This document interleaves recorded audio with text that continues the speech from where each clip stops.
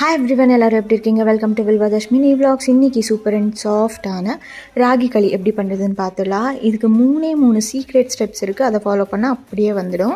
First சீக்ரெட்டே ratio தான். So 2 class தண்ணிக்கு 1 class ragi மாவு, இதுதான் ரேஷியோ. ஃபஸ்ட்டு ஒரு குக்கரோ இல்லை பேனில் கனமான பாத்திரத்தில் 2 கிளாஸ் தண்ணி போட்டுட்டு கொஞ்சமாக ஆயில் போட்டுட்டு கொதிக்க வச்சுடுங்க. அதுக்கப்புறம் 1 கிளாஸ் ராகி மாவு போட்டுட்டு ஒரு 10 நிமிஷம் வேக வச்சுடுங்க.